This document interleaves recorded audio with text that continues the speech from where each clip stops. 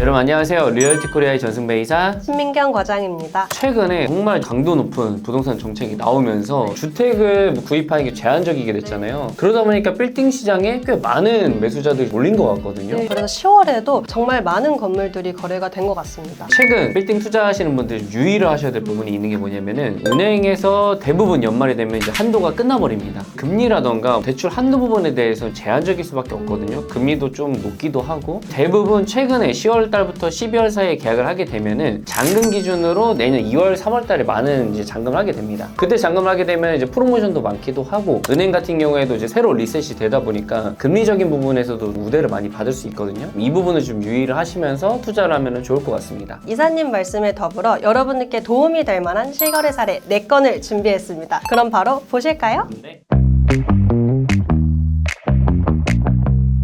첫 번째 사례입니다. 첫 번째 사례 같은 경우에는 제가 최근에 나가서 직접 촬영을 했었던 건물 중에 하나였었고 제가 생각을 했었을 때는 정말 오랜만에 보는 최고의 매물이었다라고 생각이 들 정도로 정말 투자성이 높은 매물이었었는데 위치를 먼저 보여드리면 위치는 이제 교대역입니다. 이 건물 같은 경우에 이제 교대역 9번 출구에서 이렇게 쭉 내려가면은 이제 바로 초역세 건입니다. 제가 봤을 때 도보 한 2분 정도밖에 안 걸리는 곳에 있더라고요. 건물 외관을 한번 보여드리면은 건물은 이렇게 생겼습니다. 사실 이 근처에서 근무하시는 분들이라면 이제 1층에 오봉집이 있는 건물은 대부분 아실 거거든요. 근데 그 오봉집이 들어가 있는 이제 건물이 거래가 되는데 제가 개요를 바로 설명드리도록 하겠습니다. 이 건물 같은 경우에 이제 최근 10월 달에 거래가 진행이 됐고요. 매매 금액은 168억입니다. 대지 면적은 89.12평이고 연면적은 217.5평으로 규모는 지하 1층, 지상 5층 건물입니다. 준공연도는 1996년 12월 달에 지어진 건물이고 승강기 한 대가 있으면서 용도 지역은 일반 상업 지역입니다. 현재 이 건물 같은 경우는 보증금 1억 8천만 원에 임대료 1,620만 원으로 수익률이 약 1.1% 나오는 건물이었습니다. 수익이 나오는 건물은 아니었으나 교대역 인근에 거래된 것들을 보면 2022년도에 1억 8천에서 2억 정도에 거래된 사례들이 있어요. 근데 3년이 지난 시점에 1억 8,800만 원으로 거래가 된 거 보면 굉장히 저렴하게 거래가 된 것 같습니다. 그렇죠. 제가 알기로는 상속이 9월 19일 날 상속이 이루어진 다음에 매물로 나온 게 한 9월 20일에서 25일 정도였었던 것 같아요. 네. 나오고 나서 이게 추석 때 계약이 됐거든요. 아, 진짜 빠르게 됐네요. 거의 한 2주 만에 거래가 됐다 보니까 정말 급하게 거래가 되는 케이스였었고 이경 씨 얘기한 것처럼 이 라인에 일반 상업지 라인에 이렇게 평당 금액이 저렴하게 나온 매물이 없어요. 거의 없다도 아니고 그냥 없어요.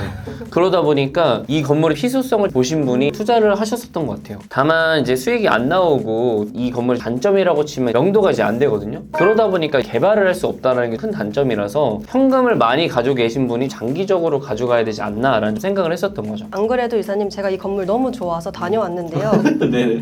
그래서 인근에 보니까 2022년도에 185억 5천만 원에 거래된 건물이 있는데 지금 이게 신축 중이더라고요. 그래서 지하 3층부터 지상 13층으로 연면적이 약 640평 정도 되는 규모로 신축을 하고 있는데 향후 이 건물도 신축을 하게 되면 이 정도 컨디션으로 신축이 가능하지 않을까. 그래서 투자성을 보면 괜찮지 않을까 생각합니다. 아, 그러다 보니까 그 투자성을 알아보고서는 바로 투자를 하신 것 같아요. 최근에 봤던 건물 중에서 상당히 A급 매물 중에 하나였습니다. 네.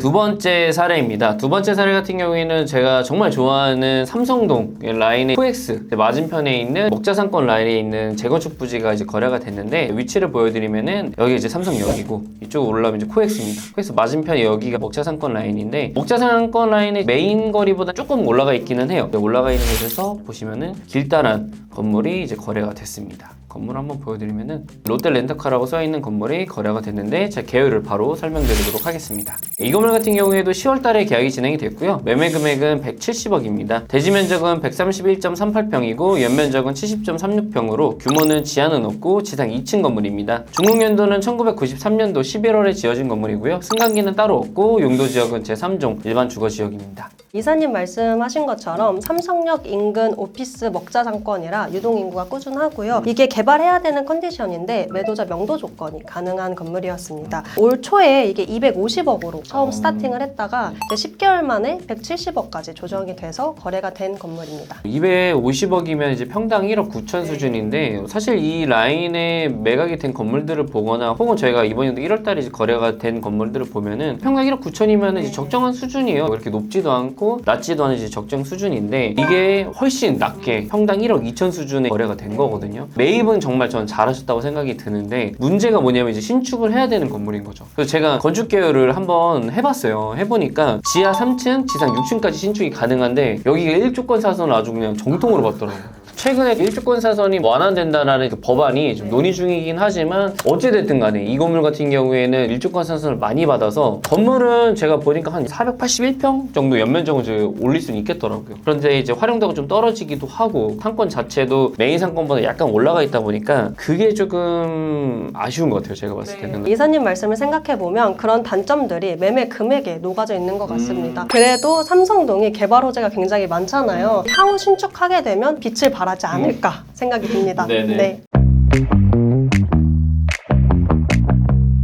세 번째 건물입니다. 세 번째 건물 같은 경우에 이제 홍대로 넘어왔습니다. 이 거리 같은 경우에는 많은 분들이 아시는 KTNG 상상마당이 있는 라인이거든요. 이 라인에서 이제 이 도로변을 따라 이제 쭉 올라가면은 약간 기역 모양인가요? 이 기역 모양이 이제 건물이 이제 거래가 됐는데 건물 한번 보여드리면은 건물은 이렇게 생겼습니다.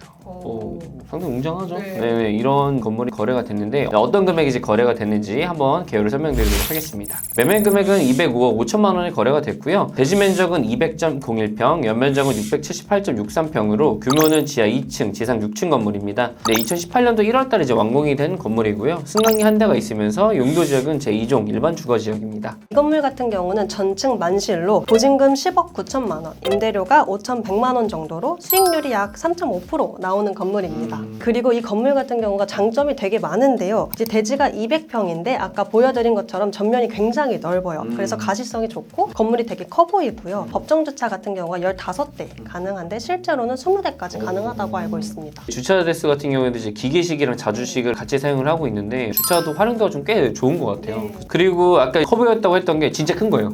네, 연면적이 이제 678평이다 보니까 건물 자체가 규모가 상당히 큰데 이 건물 같은 경우에 이제 유명한 건축회사가 이제 2016년도에 재건축 부지를 이제 매입을 해서 이렇게 신축을 한 거거든요. 그래서 사실 제가 알기로는 매물이 2017년 10월달에 준공되기 전부터 매물로 나왔었던 걸로 알고 있었어요. 그래서 지금 사실 시기로 따지면 매물이 나온 지 한 8년 됐었는데 금액도 제가 봤을 때는 이제 8년 전이랑 계속 똑같았어요.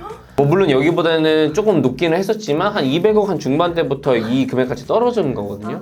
저는 사실 조금 아쉬운 게 여기는 막 그렇게 상권이 있는 곳은 또 아니잖아요. 사실 상상마당 상권에서 좀 넘어가면 좀 끊기다 보니까 상권이 빠지는 게 좀 아쉽기도 했고.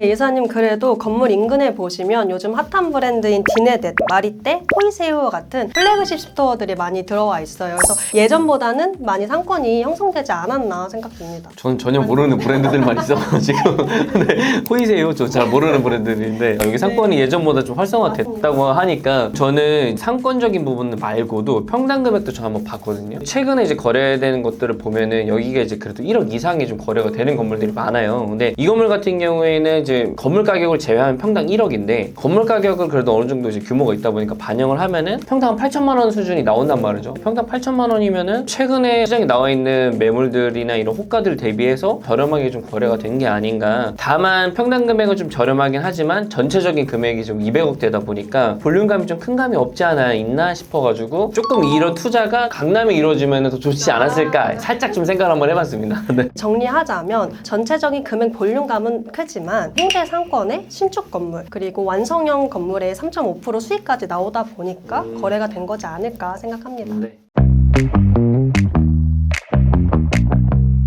오늘의 마지막 사례입니다. 이 건물 같은 경우에는 놀라운 거래 중에 하나인 것 같은데 제가 이제 오랫동안 관리를 했었던 건물 중에 하나였었고 관리라는 게 직접적인 관리는 아니었었고 소유주분이랑 연락을 했었던 건물이었는데 최근에 이 건물이 좀 거래가 됐습니다. 이 건물 같은 경우는 이제 역삼역 1번 출구죠. 그 테헤랄로 바로 이제 이면에 있는 건물 중에 하나고요. 역삼동 라인 중에서 이제 가장 빠지는 라인 중에 하나긴 한데 최근에 이제 코너에 있는 이 대지가 넓은 건물이 거래가 됐습니다. 제가 이제 건물 한번 보여드리면은 이제 이 건물이 거래가 됐습니다. 1층에 이제 강남 목장에 들어가 있는 건물이어가지고 이 건물 같은 경우에도 근방에 근무를 하시는 분들이라면 다들 아실 만한 건물 중에 하나입니다. 이 건물이 얼마에 매각이 됐는지 제가 개요를 설명드리도록 하겠습니다. 이 건물 같은 경우에는 최근 9월달에 거래가 진행이 됐고요. 매매 금액은 225억에 거래가 됐습니다. 대지 면적은 193.57평이고 연면적은 681.42평으로 규모는 지하 2층, 지상 4층 건물입니다. 승강기는 한 대가 들어가 있고요. 용도 지역은 제1종 일반 주거 지역입니다. 이 건물 같은 경우는 역삼역하고 도보 5분 거리에 위치해 있고요. 코너에 위치해 있는데 전면 도로가 굉장히 넓어요.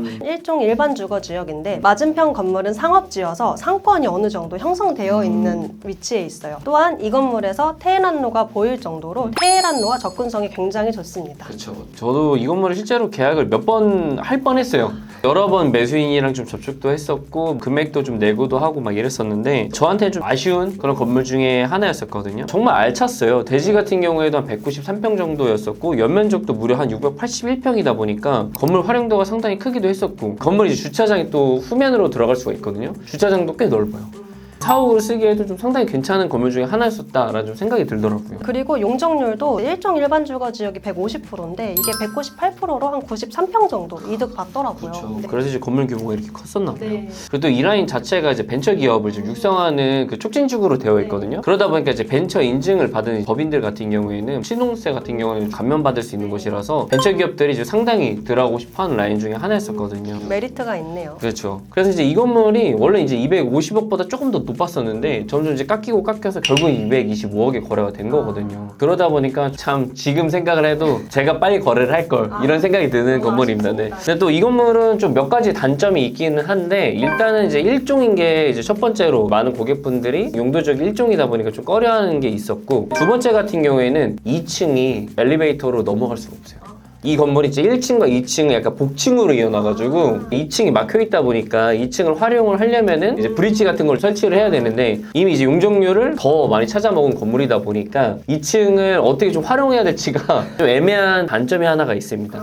그래도 다행인 게 매도자가 전체 명도 조건이어가지고 리모델링을 하다 보면 깔끔한 건물이 나오지 않을까 싶습니다. 네, 기대가 됩니다. 오늘은 이제 저번 실거래보다는 더 좀 규모가 있는 건물들을 저희가 사례로 가져와 봤거든요. 최근에 꼬마 빌딩들도 거래가 많이 되긴 했었는데 어느 정도 규모가 있는 건물들을 보여드리는 게 또 이 금액대를 찾는 분들한테 도움이 될 것 같아서 오늘 영상을 한번 이렇게 준비를 한번 해봤습니다. 기사님, 제가 최근에 실거래된 사례들을 보니까 정말 입지가 제일 중요한 것 같습니다. 그렇죠.